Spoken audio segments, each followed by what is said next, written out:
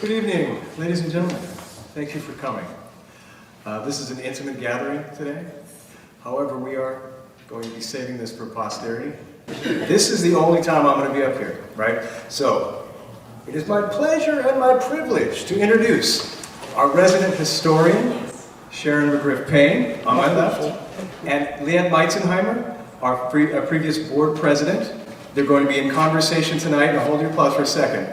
I just want to embarrass this woman over here for a second. Now, I know Jim Kern was instrumental in making sure that Sharon had the kind of access to the Vallejo Museum that she needed. Now, when I started work in 2018 with Jim Kern, I was but a lowly assistant here. I am somewhat elevated now that I am the executive director. It's been 5 years, and it has been quite a wild ride. In all that time, we had talked about having a resident historian. And when it came time for me to be able to say yes, I was very happy to say yes to the woman to my left because she is amazing. She is a source of inspiration, and her research that she amazingly donated to the Vallejo Museum, 15 years of research with the 2 books that she has already published and others that she's working on, are now resident here at the Vallejo Museum. For future historians and other folks looking for more information on the African American experience. Now, this is, of course, Black History Month, but the Vallejo Museum honors African American history. African American history is American history, right? Every day of the year. So, again, please give your applause to these 2 ladies that will be in conversation for the rest of the night without me. Sharon McGriff-Payne, Liat Meitzenheimer. Thank you. If I could just start, I have a Lawhorn story that I remember. That young man in that large photo, his mother, well, his father was the minister of Good Samaritan Church for many, many years, Reverend Lawhorn. His mother, Ernest Gaines, came to Vallejo probably in the 70s, early 80s. And Mrs. Lawhorn came to, it was down at the Vallejo Library, and it was just a wonderful event.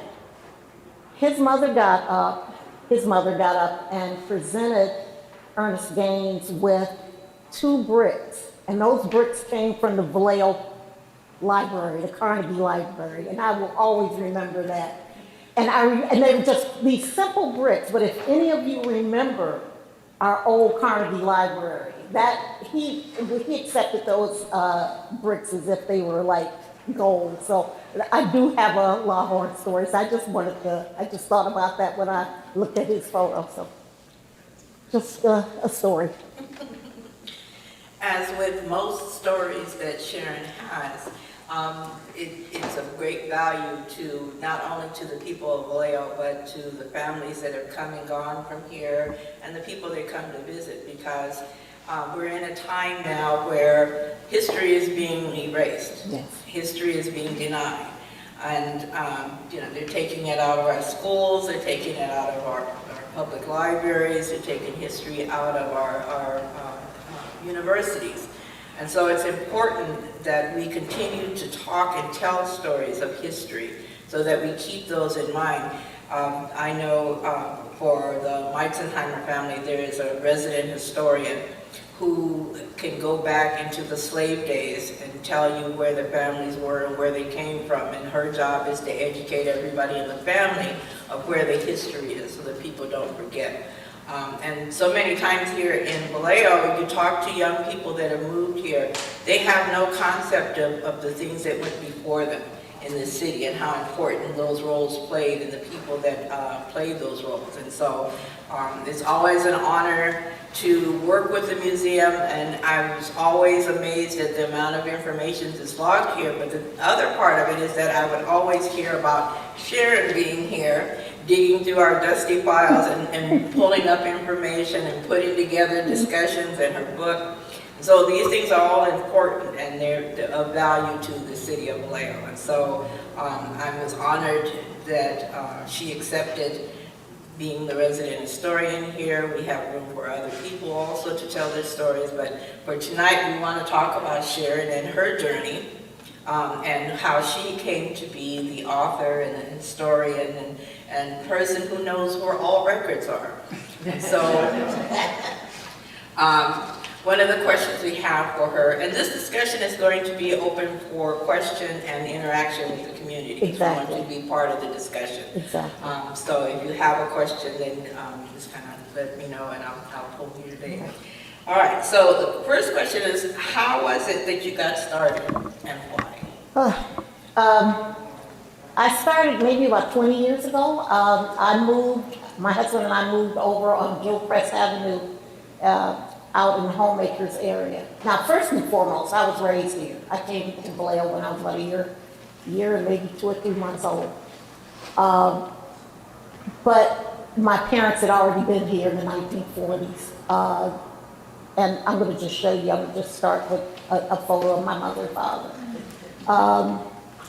My father came here as a sailor during World War II. And this photo was taken about that time, he and my mom. And they had just gotten married not long after this photo was taken. So my mother and father first came to Vallejo during World War II. And they fell in love with Vallejo. They came from a little tiny town in Florida called Lake Wales. It's right outside of Orlando. So they came here, fell in love with Vallejo, stayed here for a few years, and went back to Florida for a few years, had about 4 of us while they were there, and by 1951 or 52, they came back to California with me and 3 others of my siblings. So again, they love Vallejo, so they passed that love of Vallejo on to all of us. So that's how we got here. It would be my working on Vallejo history and African American history to really find out that my parents were part of, and it'll probably be the case for a lot of you as well. They came here as part of a large movement, and that movement was the Great Migration.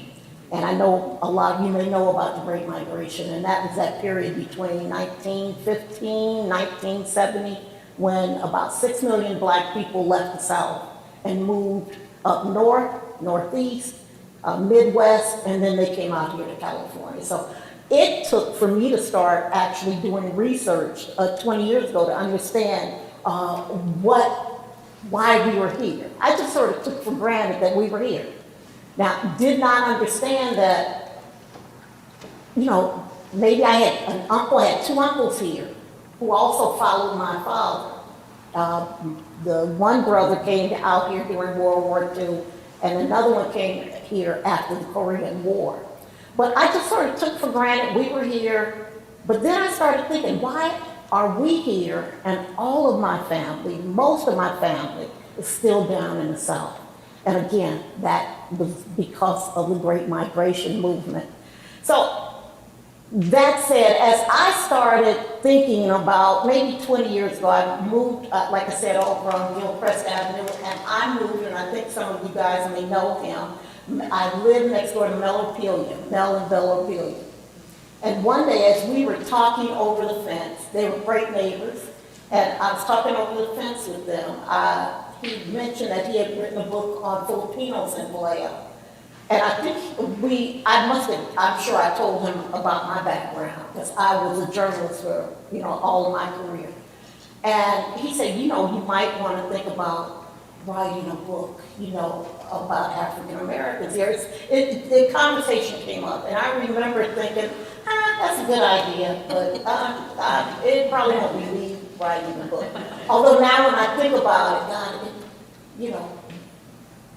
I wasted so much time thinking that somebody else will do it. And so I had worked as a journalist. I had been on deadline pressure for like almost 20 years. So I thought the thought of writing another thing for me was just something I wasn't going to do. But after about 2 or 3 years, I started thinking, well, why not? I'm basically retired. I was one of these people, I worked for the Oakland Naval Supply. And you know, back in the 90s, that's when they started pulling down these naval bases and military bases. And I was basically ripped, you know, reduced in force. So I no longer had a job, so I thought, well, and I had just gotten married. And I told my husband, I said, I don't want to go back to work. And I said, one person working in the family, that's enough. So I basically retired. You know, I was still a little young to retire, but I just decided to stay home. And for a few years, I just started doing crafts and quilting and all that kind of stuff. Would not write anything because, I was thinking somebody else would do it. And so I started, for some reason, I started taking it maybe seriously. I met a friend, a dear friend of mine, Morris Turner, who lives up in Rohnert Park, wrote a book on African-American towns and cities all over the United States. So he wrote a book, and he introduced me to a guy named Guy Washington. And Guy Washington worked for the National Park Service, and he worked as the director of a program that traced the Underground Railroad out here to California. So I got to meet Guy, and we started talking, and I told him, you know, I really would maybe start to like to look into some information on Vallejo. So he started pointing out different things for me to look at. But then he also reminded me, and I also remembered that I had a book by a woman named Delilah Beasley. This is Delilah Beasley. She wrote a book called The Negro Trailblazers of California. Now this amazing woman wrote a book she started writing in 1909. And she came to California from Ohio. And she came here to actually trace the pioneers, the black pioneers who were here. She published her book in 1919. So I had gotten a copy of her book while I was in college at Rohnert Park up at Sonoma State College. But for some reason, I had always carried that book around wherever I moved, wherever I lived. And I had lived in New York and lived in Florida because, again, I was a reporter. So I worked in newspapers down in other places. So I would always carry her book around with me. For whatever reason, I would. So I opened up the book again at one point, and I came across the name of a man named John Grider. And I wanted to look at her information that she had written about Vallejo, because again, when she wrote her book, she traveled all over California, and she went to all kinds of little towns, little cities to find black pioneers.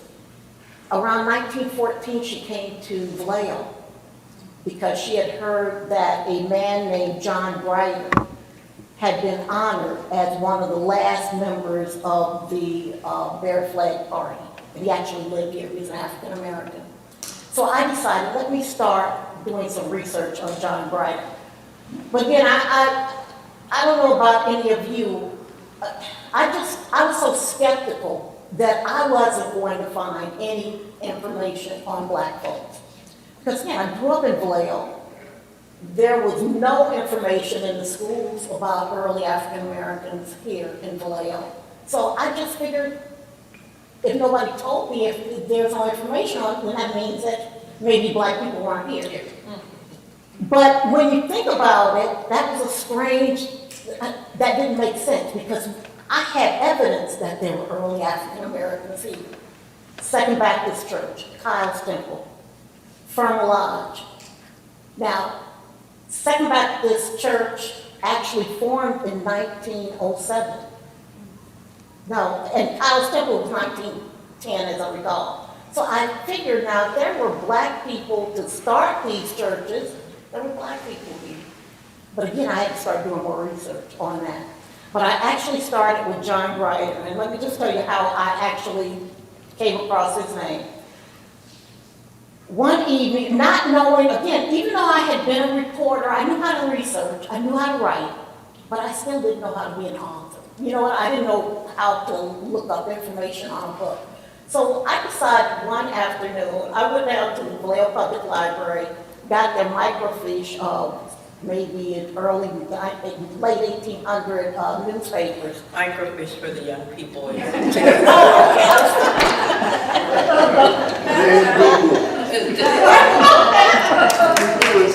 my God.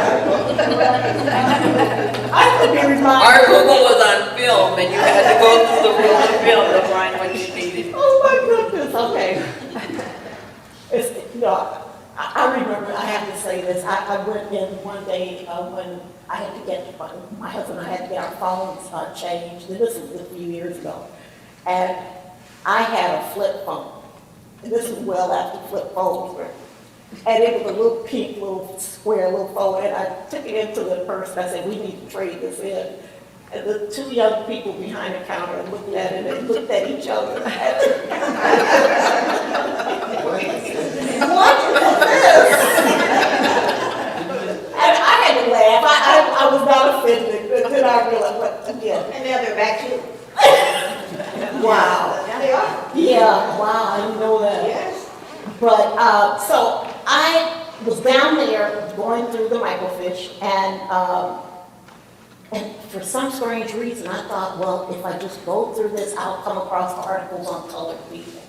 Now, can you only imagine how much you would have to go through to maybe find one little tiny article? So I'd been there one afternoon for about 3 hours, and something told me, this was about maybe half an hour before the library closed. I said, I think they have a city directory here, and I'll find out how far back their city directories go. Now, before telephone directories, there were city directories. There was always, in fact, there are some upstairs that go back to the 1860s, 1870s.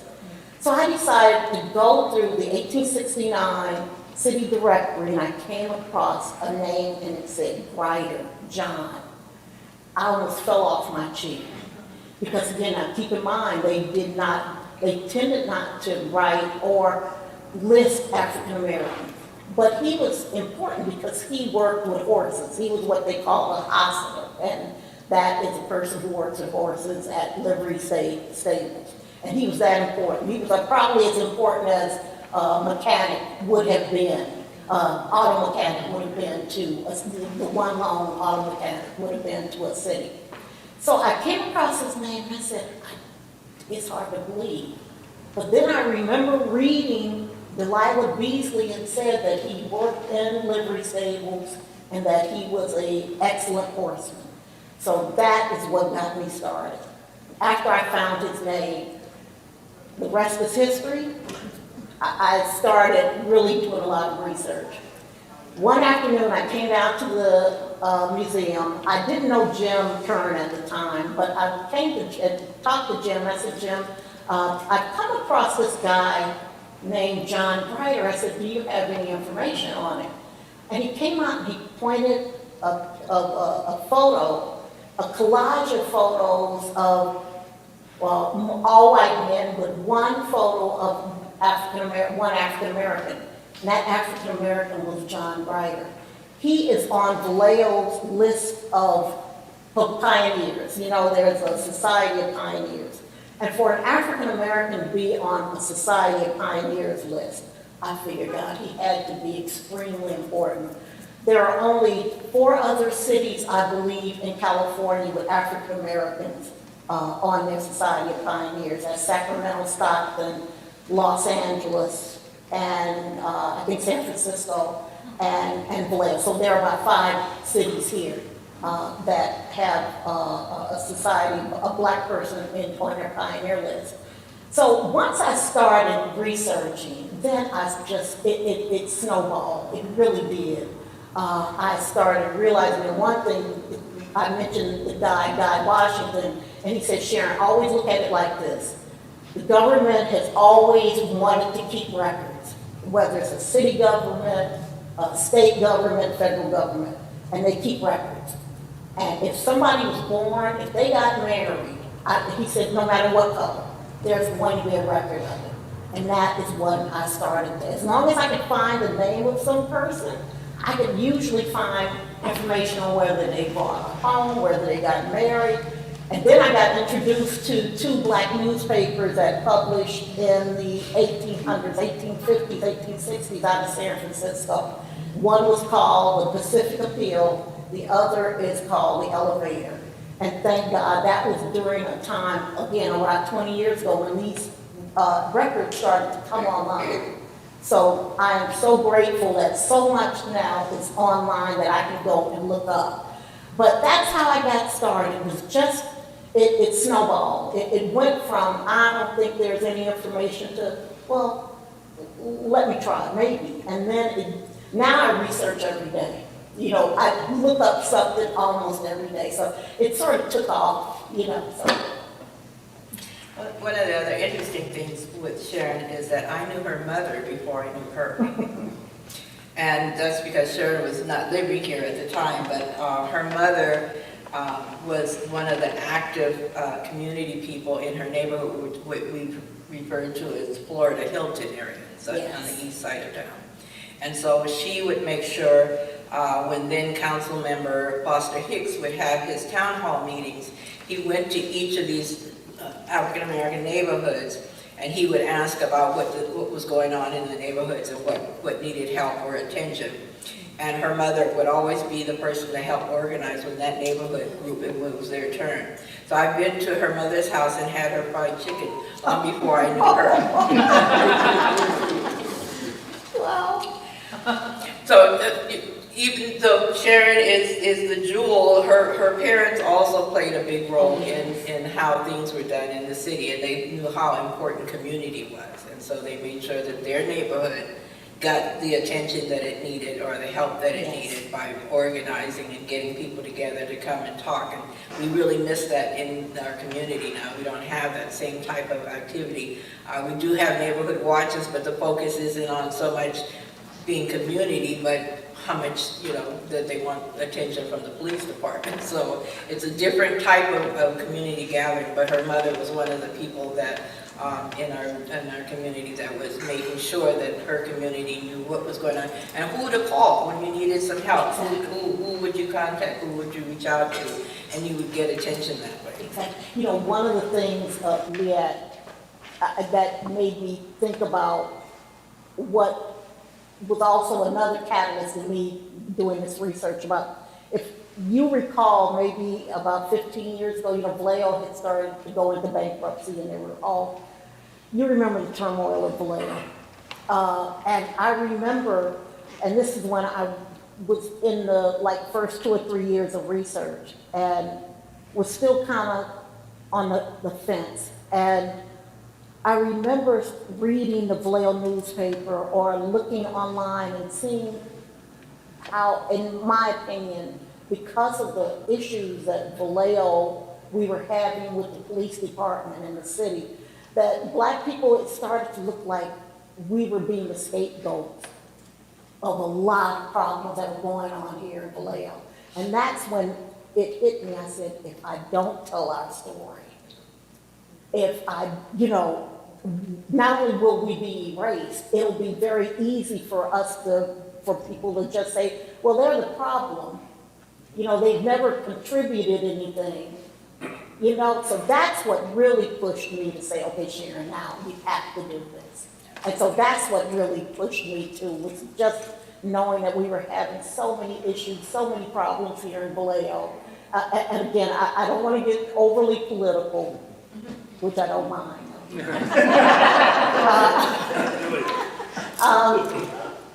I will always believe that part of the reason we have so many issues going on in Vallejo, why we always seem like we're always playing catch up, is because we don't know our history. And that's just not black folks. That's everybody. You know, that it's always like we're operating from, history started with us. Yeah. And that's why we continue to have so many problems right now. So I'll step off my soapbox.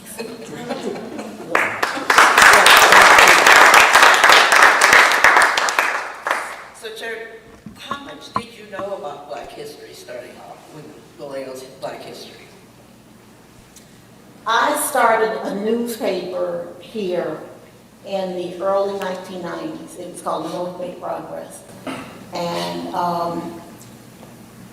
I remember writing, one of the stories that I wrote about was Chabot terrorists. If any of you know Vallejo during the 1940s, Vallejo had the largest number of subsidized federal housing for workers west of the Mississippi. One of those huge subsidized housing projects was out in North Vallejo called Chabot terrorists. And so I remember writing a story, because again, during the 1990s, a lot of the people who came out here in the 1940s, they were still very much alive. And my mother knew a lot of the folks because she knew them back through the 1940s. So I remember writing a story on, just went around and started, interviewing people about what life was like during the 1940s. So I did have an idea. And that, as I recall, that kind of sparked something, but again, I didn't act on it too much. So I knew that we had an early history. I did not know we had a Buffalo Soldier history. I did not know that we had a big 19th century history. So that took for me to actually get started doing the research. And so where were some of the places that you went to go find this? We know that the library had some information, the museum had some information, but you've gone even beyond that in accumulating your research. I went everywhere.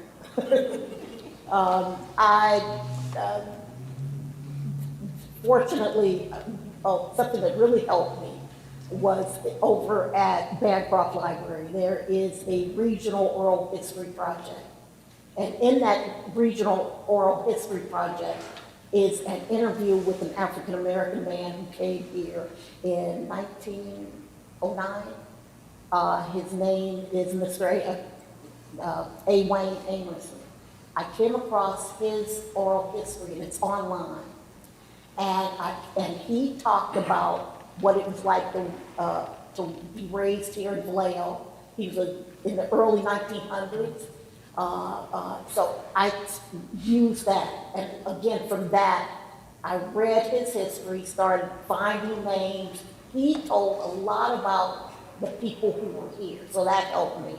I had gone to libraries, museums, archives, and let me just show you one of the things that I found early on. Swan County has, at one point, had archives that, for some reason, we can't, I don't know, I'm trying to say this carefully. They didn't hold value. They didn't hold value. They the county, unfortunately, they don't believe that these records are valuable, so they're in storage someplace down in Richmond that nobody can get to. So there was a big fight at one point trying to get those records, easily accessed for everybody. But at one point, there was a woman who was really helpful in trying to get people to come and actually use the archive. So I started going up, and it was up in Fairfield. One day I decided, maybe about 2006, I called her and I said, can I look through your archives? Because some of the stuff is online. I could look up things. Because I kept coming across the name of a man named Adam, and it just said Adam, and it also said Manumiti, and I didn't understand that. So that kept popping up. And I thought, what's a Manumiti? And so I decided one day to actually see what the item was. And it was a slave, it was a freedom paper of a man named Adam Willis. When we think of slavery, what do we think? Where was slavery? Where do you think? In the South. Okay. Do you think California had slaves? Yes. Okay, well, okay. Yes. Yes, because when those people came here from California during the westward movement, when they came out of the South, why would they leave their most important property home. Why would they leave the property home that can tear down trees and, get them across? No, they didn't. A lot of people brought their enslaved people with them. So I came across an item and it said, I looked at the word manumission, and again, it was just another word for manumission. And manumission freedom. And I came across the name, and I'm gonna pass this around, of a man named Adam Willis, who bought he paid $1 for his freedom. He lived in Benicia, he was set free in a Benicia courtroom in 1855. So this was one of the most early important things that I actually found. So I'm gonna pass this around. I don't know if you can actually read the information, but that was one of the early items that I found. And just think, that was just one that I found. If I probably could go through those records, I probably would find more. I bet every county in Northern California, there is a freedom paper in their archives. I'm almost for sure. Some places have, like Tuolumne County, they have a number, because again, a lot of people, when they came here, a lot of the enslaved people, they came here to work the gold mines. So wherever there was gold country, I'm sure you can find freedom papers. But I'm sure there are papers here in Napa archives, as well as our archives as well. But it would just take a lot of research. And at this point in life, I'm not going to be the one doing the research. So I'm hoping that out of all that, maybe somebody else will take up the job. So that I just started just learning more and more. The more I learned, the more I realized that Black people had been here. When white people came here, Black people were here, or came here at the same time. Absolutely. And it was interesting because we did have a group that came here and did a skit Yes. on Black history. Yes. And Sharon is in the book that they had put together. Yes. And they talked about the Black gold miners Yes. that were here. And to date, they're saying that they only found one picture of a Black gold miner in all their research. All they've that done. research. But they existed, and they mined here, just like when the gold rush came, they worked in those gold mines as well. But there's no real history of them, there's no pictures of them Exactly. to reference it to. So we've been here, and for what Sharon has found, there's tremendous more history that's available. It's just not knowing exactly where to go, because like in Solano County, who doesn't think that these records should be archived and kept, that there's no value. If not for those records, you wouldn't know that people existed here, other than what they have in the books that they put out. Exactly. So when you said some of the places that you started looking and researching, what was one of the things, or a few of the things that surprised you about what you were able to find? Things that you weren't aware of at the time, but that you discovered? That people were buying homes. I came across in the same place that I found that. I came across where 2 Black women in Benicia bought homes in 1868. I have copies of those. Because again, we get sold sort of this bill of goods of, well, Black people didn't buy a home, but we did everything everybody else did. Now, it was hard, for sure, but Black people have always figured out ways to do things. I mean, that's just what we do. So, but I discovered that Napa, I think the biggest surprise was how many Black people were in Napa.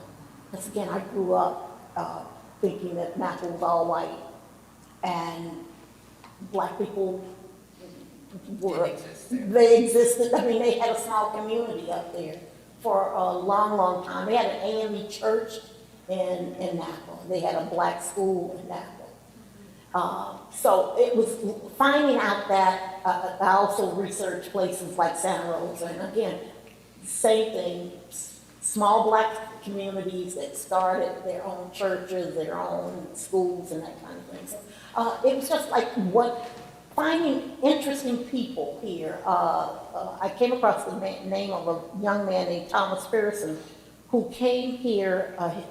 He followed his father, who was here in the 1850s. His father came here with a officer over at Mare Island. I'm sure he came here enslaved.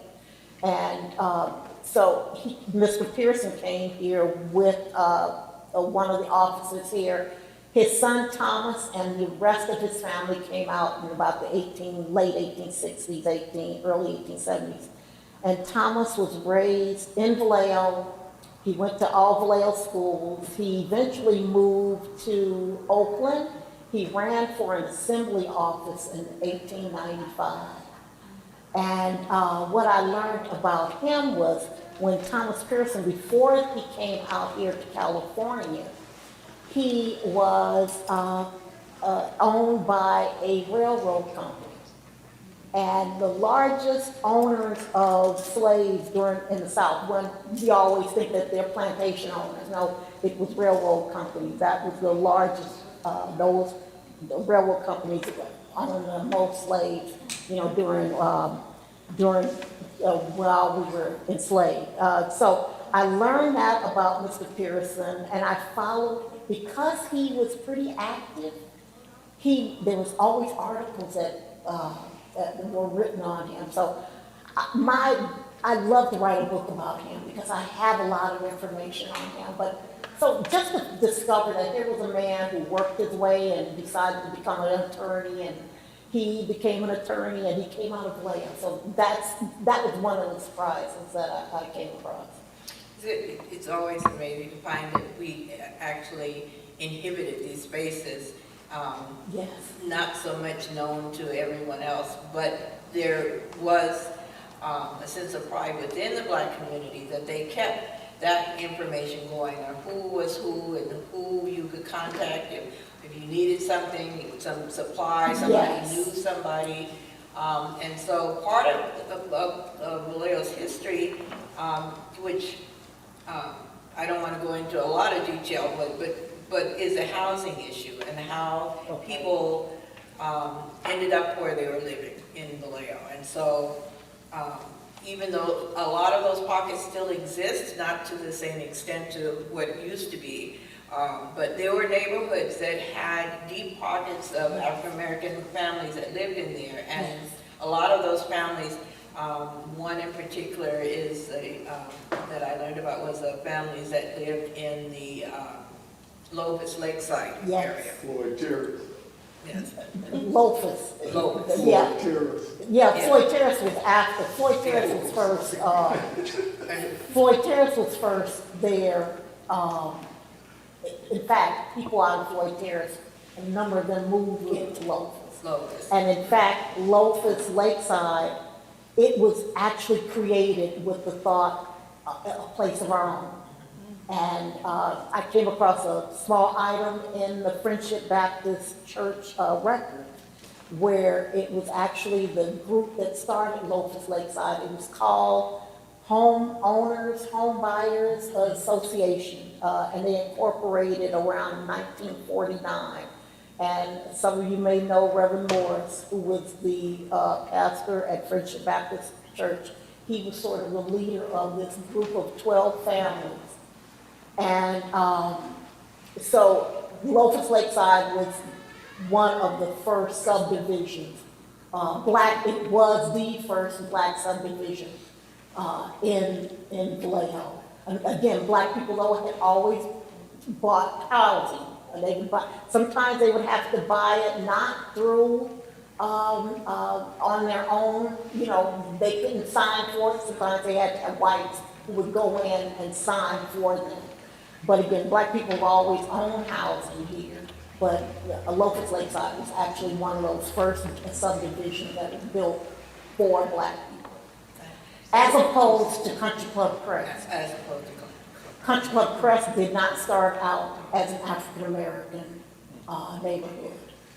What happened was a Black family, I think the guy who wanted to buy a home there, he was in the military.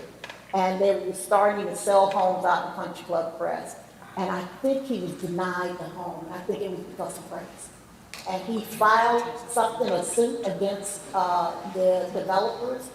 And that was back in the day when if more than 2 or 3 families, black families would buy homes in a neighborhood, whites wouldn't go there. So that's how the drug press came about. It's that once black families started buying in, white families wouldn't buy. So it at one point became almost entirely black.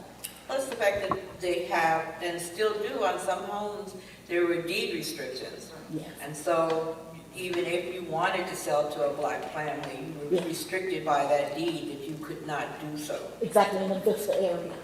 Yeah, in fact, I remember even as a child, which makes me feel really ancient, I remember seeing ads that would say restricted. That's what they said. Back in the 1940s, they would actually just say no colors, okay? Yes. Now, they got a little smarter with it in the 1950s and decided just say restricted. But it meant the same thing, restricted to black folks, you know? So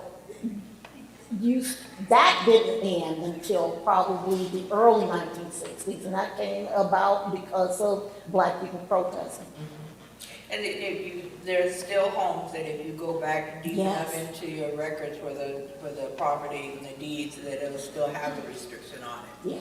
And so, and it wasn't only to African American families, there was a movement to not allow Asian families to move in as well. Yes. And so there were areas that black families moved to because in community that you could move there and feel safe because you were part of that community in Vallejo. And so it grew from there, but if you look through history and look at where people live and exist now, those pockets still exist. Exactly. I remember coming across a small ad in probably the early 1900s in a Vallejo newspaper, and they were selling what was, they didn't call it a shack, but it was a rundown little place downtown, and it said perfect for Asians.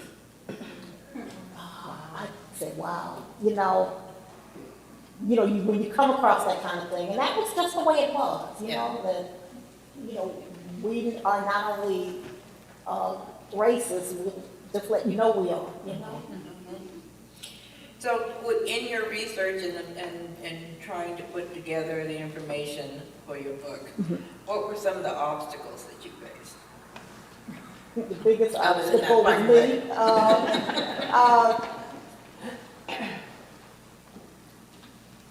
I think the biggest obstacle was sometimes coming across not getting, I knew I was not getting the whole story.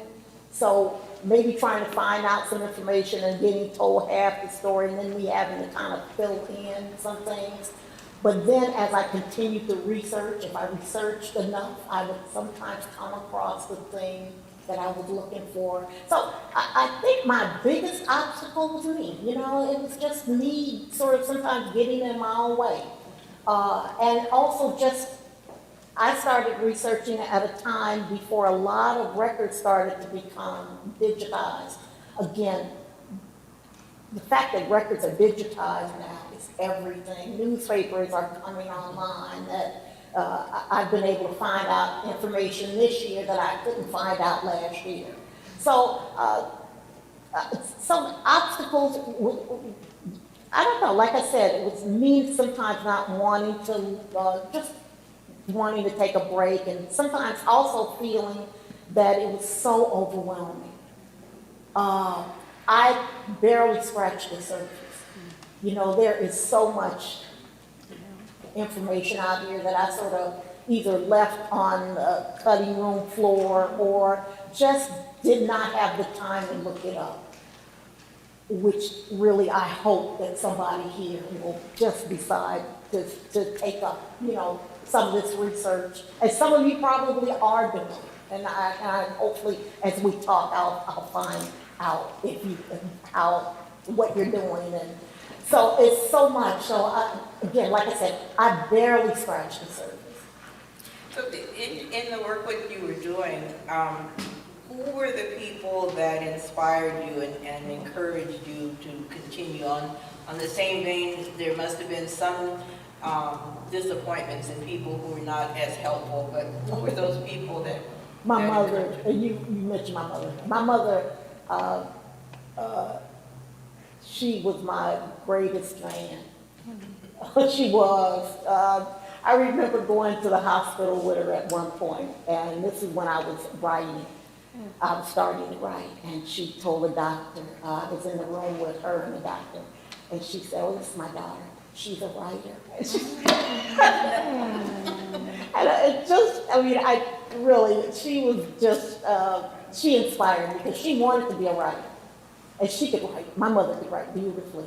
And she wanted to be a writer, so she inspired me. So I kind of, in so many ways, I feel like she's here in the room with me right now. She just kept me going, you know, because this is exactly what I know she would have done had she been given the chance. She was born in 1918. So had she been given the chance, she would have been, wow. Yeah, so she and not only my mother, just that whole generation. I mean, these are folks who just tough. These are tough folks. And if they were tough, the generation before them. So they just inspired me. And I always think about if we could go through slavery, you know, what I do is nothing. You know what I mean? Everything I do, everything we do, we should be honoring their memory. So just knowing, you know, that I come from just dynamic people. Good stuff. That's just, I'm telling you, you know, that is what has kept me going. And then on that same vein, were there people who tried to discourage you in writing? Especially for Black history in Vallejo, were there people that tried to discourage you or not as helpful? I mean, I wouldn't listen to them anyway. I just wouldn't, you know. Well, that's the key. Right. You don't let people discourage you if this is your passion and what you're wanting to do. Well, and one of the things I kind of learned too is that when people do try to discourage you, usually there's a reason. They may not know things. You know what I mean? So they may not know, so they may attempt to discourage you. But I never really did. Nobody ever really got in the way. Except now, the one thing I have noticed is that the minute sometimes you ask, and again, this may be just natural. I don't know. I don't want to put anybody down about this, but the minute you may express an interest in something, people sometimes will kind of hold on to things. You know what I mean? They may not want to maybe give you information thinking that you're going to do something with it. So I would run into that every once in a while, but I understand that. You know what I mean? So that's kind of a human thing. So that never, and like I said, once I got started, once I got on this railroad track, you know, nothing could get me off of it. So in that, when you started that work, when you started to uncover a lot of that history, what was your impression? Were you surprised at the accomplishments that people had done here in California, Vallejo in particular? Was it something that you expected to find? I wasn't surprised that Black people did these things. What surprised me was that information is here, and I did not have to go real deep to find it. You know, it still is a lot of things I can't, I may not be able to get to, but the information is here. It just needs to be pulled out. You know, so I think the big surprise was that once I started looking, it's here. You know, once you know where to look, it's here. You know, once you find a name, because that's key, is that once you get a name, that's how you find out. You know, so I don't think I've been overly surprised. I'm not surprised by Black people's accomplishments, because again, like I said, we do what we do, you know, and once we get an opportunity to do something, we do it, so. Then I would imagine that, once you find that one key That's it. that opens up that next lock, then it's always, were you anxious to get to that next key Always. to find out what else you could Always. I find? became obsessed at one point. And that's you're gonna go down once you start researching, you get that research bug in you. And I remember a woman I was talking to when I first started researching, she said, this is you'll get addicted to this. And I kind of looked at her. Yes, you will. But it's a wonderful addiction. It really is. It's a wonderful addiction. So once you get started, it is, like I said, I research something every day. But I can do it. It's right online. Just think 25 years ago, I would have had to go outside my home to do so much of this stuff. And I can do everything almost online.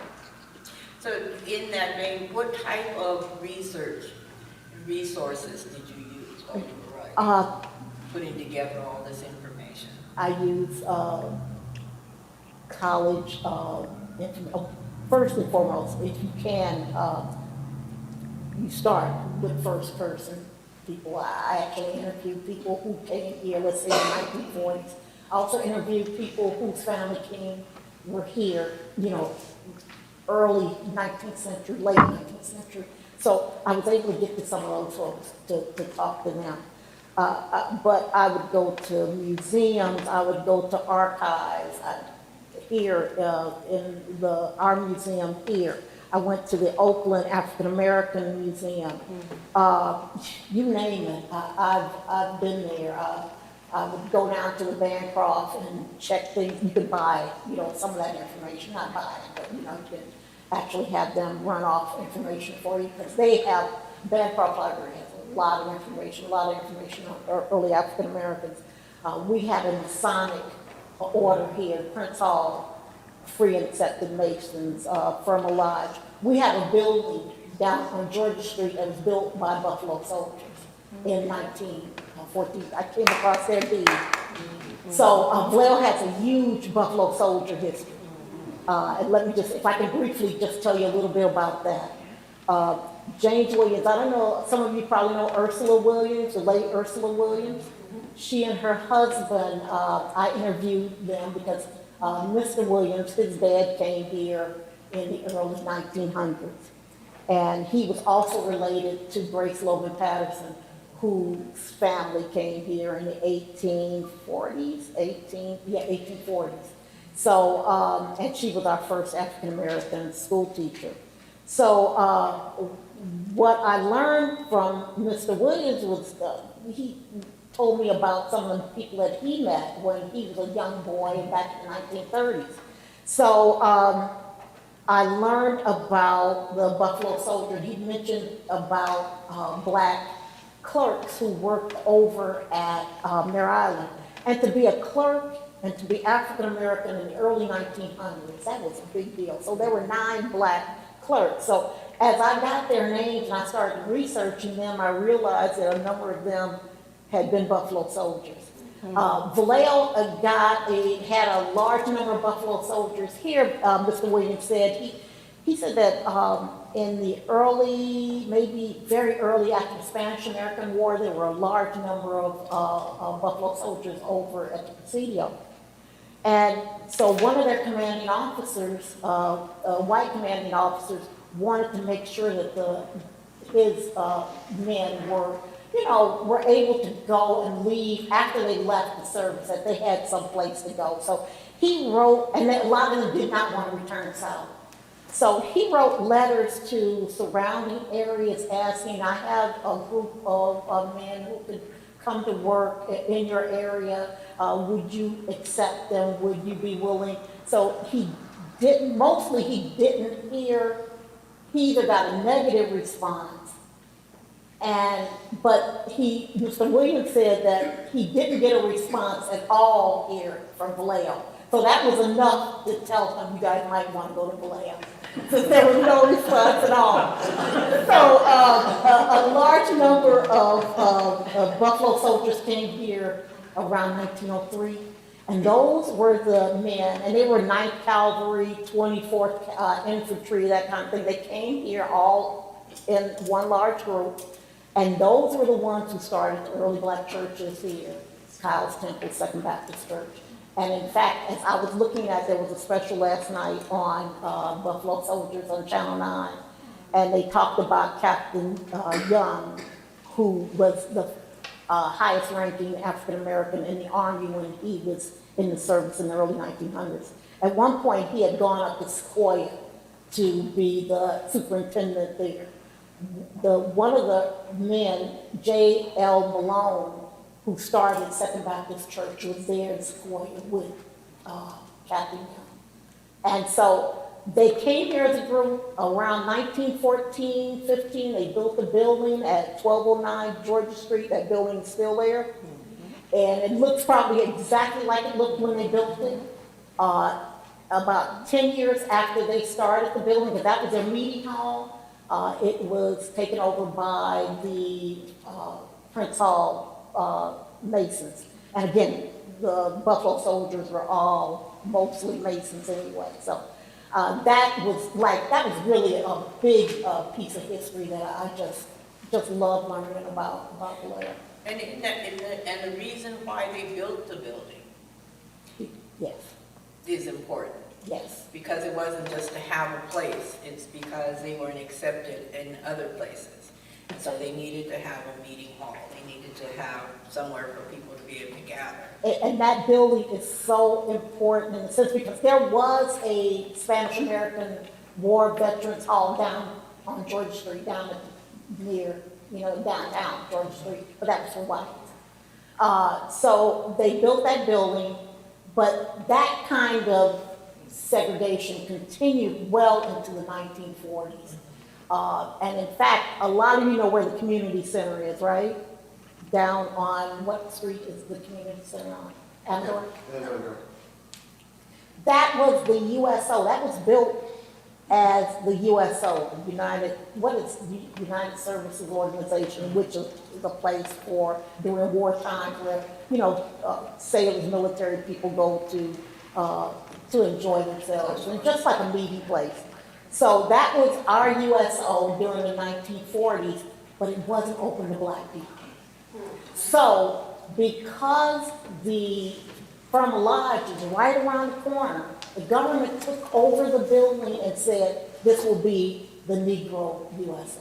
So that building has played a huge role in Vallejo history. And it's unfortunate because we do have historical registries for historical buildings here in Vallejo. But the buildings like the Firma Lodge are not part of that history, and they're not part of that recognition. And so that's one of the things that Sharon and I talk with, Yes. saying that we need to really start looking at having Vallejo recognize these buildings so that they're kept there and not knocked down for some other drive-through fast food restaurant. I remember though, speaking of that, I remember back in the 1980s, the folks at Firma Lodge did apply to see if they could get some kind of status here. They were told that it was outside of the architectural district. Yeah. So there's history outside of the architectural district.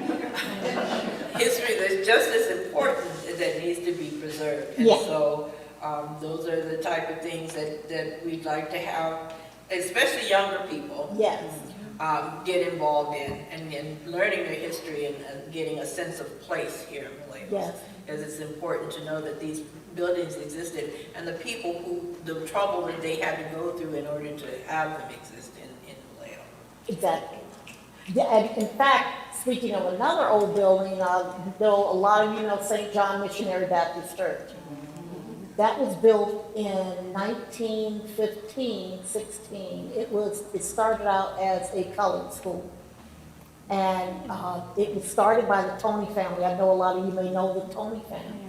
Reverend Tony was the principal of the school, but it started as a colored school to train young black, it was kind of like Booker T. Washington it was like his school. It was to train young people to become cooks and domestics and that kind of thing. So that was, and there's a beautiful photo of some of the students that it's here at the museum. So we have some old buildings here that just need to have some recognition, and they don't have the recognition. Yeah, we want to make sure that they get recognized so that they stay there. Yes. Because otherwise people don't, because, one of the places that you recognized in Vallejo is B.W. Williams. Yes. And the historical significance that he had in being able to build houses for Black people here. Yes. And that's back in that same location of Locust Lake, what we refer to as Locust Lakeside. Yes. And so if you could talk a little bit about, especially for the young people, what would advice that you would give them if they're wanting to do some research, if they're wanting to do some writing, they're looking into history, what would you advise them to do? How should they get started? Again, I'm not really sure what their interest might be, but if somebody could have given me advice, I would probably, the best thing is start talking to your family, start, because trust me, if you don't talk to them, there's going to be a time, there's something about your 30s and 40s when you're going to start saying, who am I? That's just life, and by your 40s, it's going to be a real strong sense of who am I? And if you start kind of early, just start asking questions. Sometimes I bugged my mother. And I love being around my mother. So I would just talk to her and just have conversations. But one day I decided, let me write some of this stuff down. And she told me back in the late 80s, sometime around there, she remembers when Port Chicago blew. And she remembered that night, she and my father, they were young people, they were in their 20s. So they were over in South Vallejo. They lived over there in some housing for people who were young service members and their wives. And she remembered that night, it was about 10 o'clock that night, she, my dad, and my father, who loved to kind of play cards, okay? And he had some of his friends there with them, and they were having a good time. And they were outside, in fact, because it was so warm, and the houses were so small that they just set up a card table right outside the house. And that they were playing cards, and all of a sudden, around 10 o'clock, they heard this explosion, this huge explosion. And she told me that everybody, it was so frightening. She said that nobody said a word. They just all looked at each other.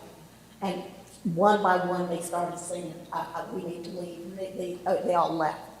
But I decided, let me write this story down. And I'm so grateful that I wrote the story. So I actually wrote that down. So if I could tell you, just start talking to your family members. Ask them about their parents. Ask them, why are you here in Vallejo? When did you move? Just start asking and actually write this information down. Just talk to older people, and you're in your 20s, the older person is in their 40s. But just start asking questions. Another thing that I did was when I was in my 20s, for some reason I didn't have anything to do one afternoon, I decided to write and draw my neighborhood that I grew up in out in North Vallejo. And I could still remember, my neighbors back then. I wrote that down and I put it away somewhere. And I found that maybe when I was in my 30s, I could not remember, any of those neighbors. So it was important that I wrote that information down when I was in my 20s. So if you can, even with your neighborhood, just draw who lives next door, who are the important people in your life right now. just start asking questions. And not only ask questions, actually start writing information down. And now with computers, you can just get on your phone and just write that stuff down. Write it down and make sure that you have access to it. And put that information away.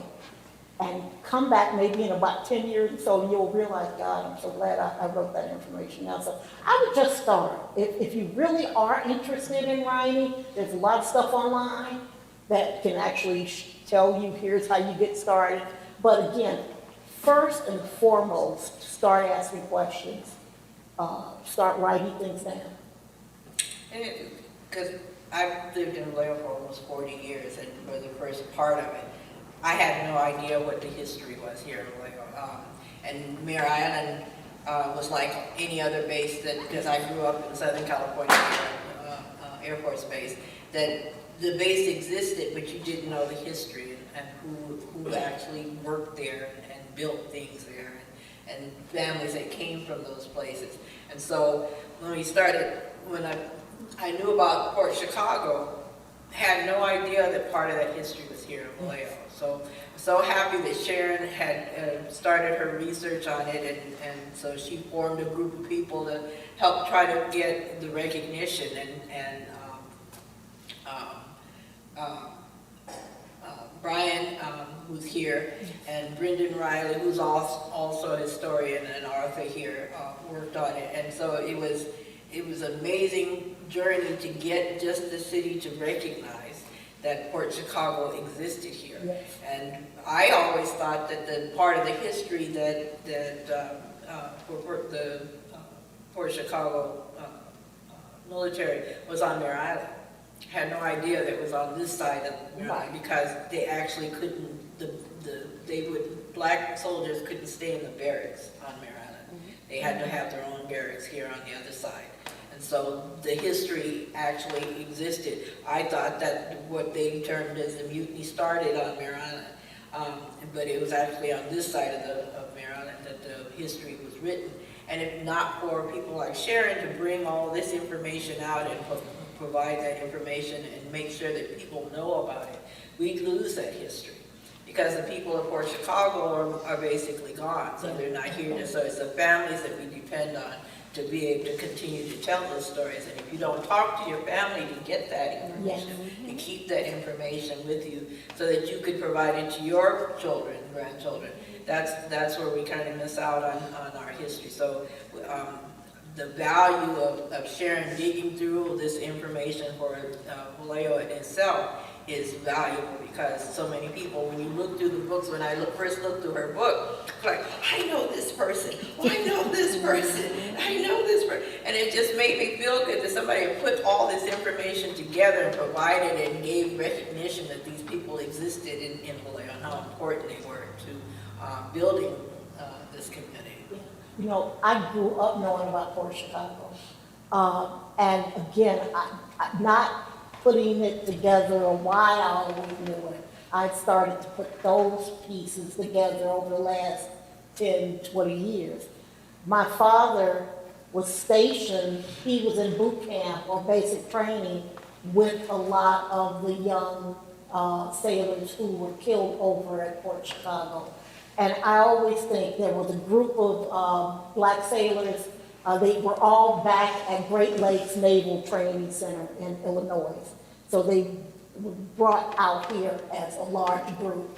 My father was sent to Mare Island with another large group, and another large group was sent to Port Chicago. And I always think, you know, it could have been the other way around. And so again, I didn't start seeing the importance of that until like the last 5 or 10 years. But then I started realizing I'd always known about Port Chicago. Even when I was like 5 years old, something like that, I just remember Port Chicago was part of my family oral history. Yeah. All right, so you want to open it to questions Please, now? please.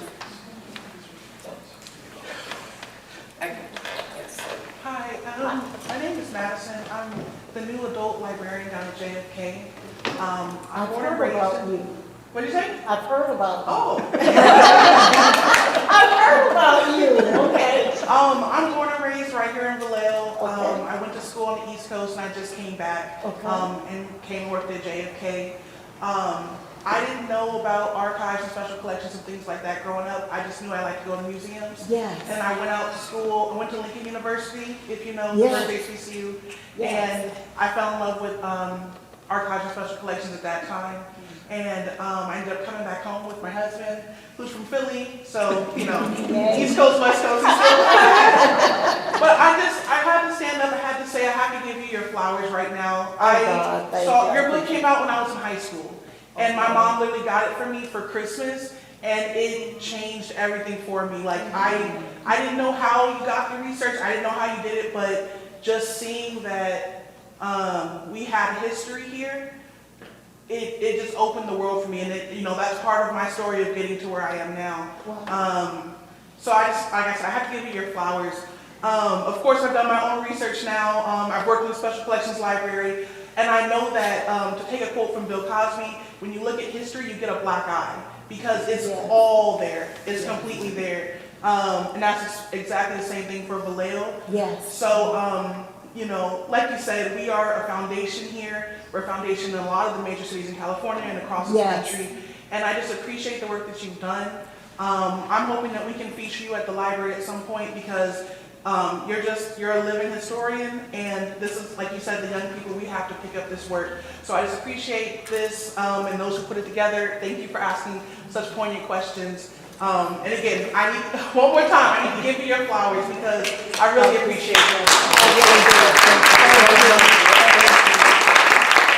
You know, I heard about you, Madison, about 6 or 7 months ago, and I said, I gotta meet her. And I'm glad you're here. I'm glad you're here, okay? Thank you. Solano Library system is blessed to have very good people working with them. Yes. So it gives more Wow. opportunity for young people to learn. Yes. Yes. Any other questions? I have a question. Yeah. You know, when I first moved to Vallejo in 2000, I got really interested in the history of a very old house that I lived in. And so I went over to the records in Fairfield. I looked through trying to trace who owned that house over the years and stuff. And I was going to go back and do some more of that, because you have to open those huge big black books, and Yes. you have to look through the pages. But I read recently that they're going to get rid of those books, and they're going to just have it digitized, but that means all that handwriting and stuff won't be there anymore. Will it? Well, again, I'm not, to me, as long as it's digitized, I can understand not having the item there forever. Because again, they're deteriorating. So, Right. as long as you have the information, I think that's important. Part of it I'm is- sure they won't get rid of those. Right. They may put them in storage Yeah, somewhere. cold storage or something, because part of it also is the way it was made, the handwriting, Oh, yeah, the hand of the person. yeah. And you see that on the, because I'm trying to do a little of my family history, and you look at the old census records and how it's done. Some of the handwriting you didn't want to keep as long as your dad was there, because you couldn't really read it. But it's interesting on seeing the actual person that wrote that information down on paper. Right. Yeah. And as long as, to me, and this is just for me, as long as the information is somewhere that I can get to, you understand? Because what troubles me, and this is what I heard about the Solano County Archive, this is what bothered me so much, is that they threw out, at one point, during World War II, the Japanese Americans were rounded up and put in basically concentration camps here in California. There was information, the sheriff's department was involved in picking and arresting a lot of these people, arresting all of the people, in fact. And that Solano County had that information, and they threw those items out. And I thought, oh, Well, I know that I used to go with a friend to an Italian-American club on Carolina Street. Yes. And those very elderly people there were very bitter about how they were treated during the Second World War. Yes. Because a lot of them were removed also. And I wonder if that history disappeared too. You know, that's why it's important for people to just start talking and finding out. And another thing too that I realized as I was writing, and this is just for anybody, I remember I was at an event over in San Francisco and someone got up and asked me a question. She said, "Don't you get angry about some of this?"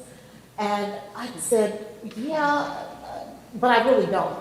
I mean, because the people who had the right to be angry are gone. What I can do, though, is to actually start writing about the history and start documenting. It's not enough to get angry. It's important to document the history. You know, there's a thing that I've read about Japanese is that very often the old folks really didn't talk about it, so their children and grandchildren didn't learn or never learned a lot of times what happened to them. And I wonder if the same thing has ever happened in the black community. Oh, yeah, Just slavery. keep quiet, don't talk about it. Yes, my mother, her grandmother, her mother's mother was enslaved. And I said, "Mom, did she ever talk?" She said, "No." You know, nobody expected them. That was a horrible, horrible time for them. Why would anybody want to bring that up? You know, so, but again, there's information. You don't always have to depend on, the information is there for us to collect still. You know what I mean? So, some people don't want to talk about sad times. They just don't want to do it. But you can still get information on it, so. I think it depends on your trauma that you're living through. Right. To have to relive the trauma is hard, even if you're trying to convey it to, your grandchildren. It's just something that's very hard to talk about. Exactly. We recently talked with a group of Vietnam soldiers, and they don't like to talk about what happened because of the trauma that they went through and then the trauma they experienced once they got back. So it's something that they just kept to themselves. But we lost a lot of that information because people didn't want to talk about it. Yeah, I can imagine. I can see interviewing people would be a very delicate situation. You really have to learn a lot on how to do it. Oh, yeah, for sure, for sure. I mean, it's just like even when I talk to my mother, sometimes I would bug her about things. Sometimes she just didn't want to talk. But there's always a way to get people, as long as I didn't call her and say, "Mom, can we talk about this?" I mean, how I would get information out of her is if we were both cooking something and she would just start relating a story. So it's important that you listen. Because again, they're not going to always just sit there and tell you things. So, but it is important for you, when you know it's a story and you know they're saying it, write that information down if you can. You may not do it right then and there, but at some point you'll be able to just go and just recall that conversation. Kirby. Hello. My name's Kirby Lynch, and Hi, Kirby. I'm a huge fan of yours too. Thank you. I appreciate that. Remember when I was first getting started with reparations organized and I called you on the phone? And Right. You basically just mapped it all out for me, so I really, really do appreciate you. And love the story time, and love your book, obviously. There's two parts of your book. If you had more stories or information, it was mostly around the March on Georgia. Oh, yeah, 60s. And really the whole civil rights moment in Vallejo. Definitely I'm super interested in it, but Okay. that image of people marching down Georgia and Florence Douglass, that moment. And then even if you have any more information about the Black I Panthers sure will. in Vallejo. In fact, I've left a lot of my research here, and there's some parts.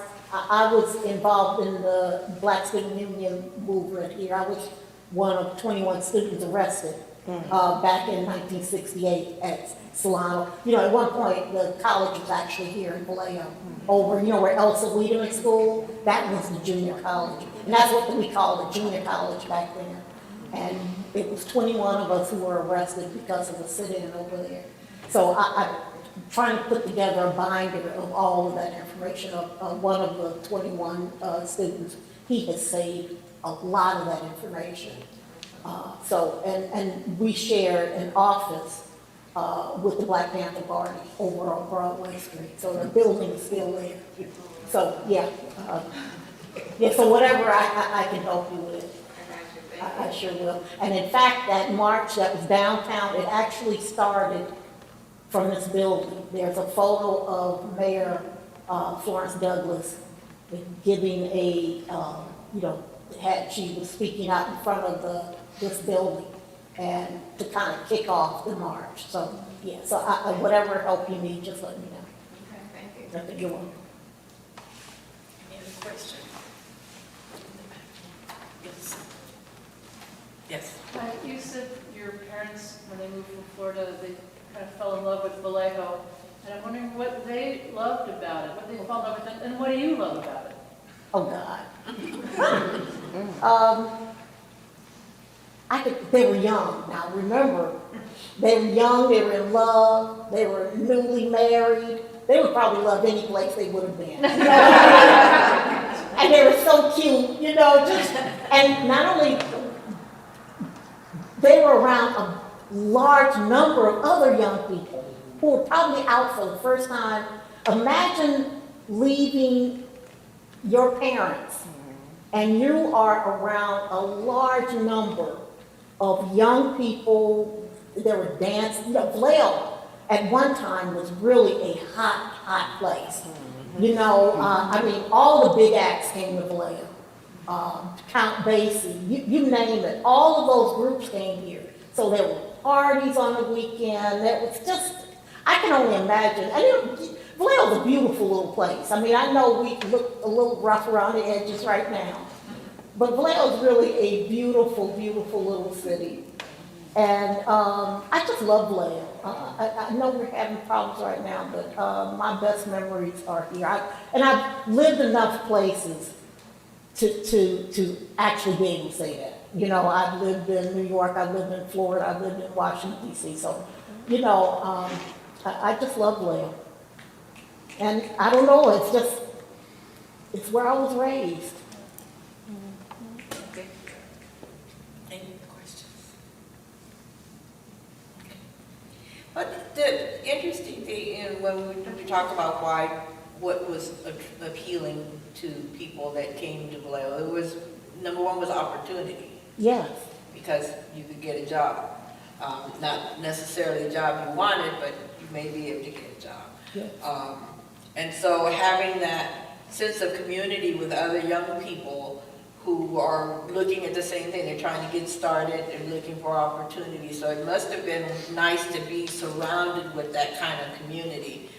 People who came from different parts of the country, have different backgrounds, but they were all here, and so they were able to enjoy each other while they were here because of that sense of community. And my father always said what he loved about being here in California, he didn't have to say yes or no, sir, to any white person.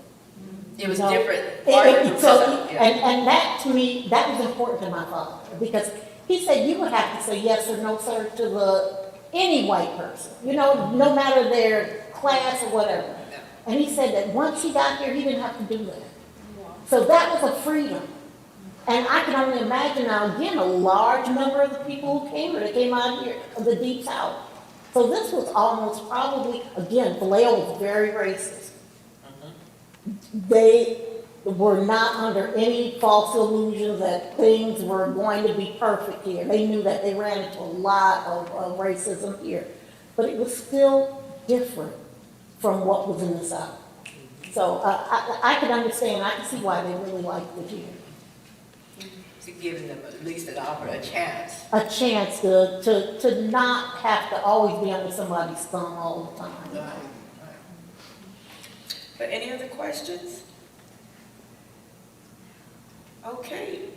Did you want to add anything else before we close? I just want to thank Sharon. I am so appreciative that she is here in Vallejo and that I know her And she always surprises me with how much knowledge she has in her head, because I have trouble remembering what I ate for dinner yesterday. But she keeps all of this information. Now she's shared it with the community, and we're going to hope to have these continued living history discussions here in the museum, because it's so important for Sharon to tell these stories for people who don't have the opportunity, don't have their family to be able to go and ask about how things happened here in Vallejo, that we have something written here, and we have a gem in Sharon that she's able to provide that assistance for people who are just getting started or just curious Yes, and you know, about their family. yeah, and please, you know, feel free to contact me.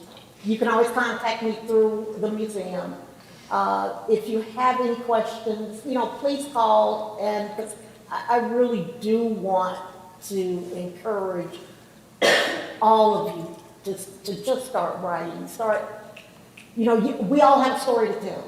We all have a story to tell, and just start telling those stories. You know, tell it somehow. Tell it on your Facebook page. Tell it, you know, tell your stories, you know, because, you know, it's important. So, you know, but again, feel free to contact me. I'm very open. So, you know, feel free to contact me. All right. So I want to thank everybody. Thank you. Thank you. Thank you. I appreciate it so much. Thank you. Thank you.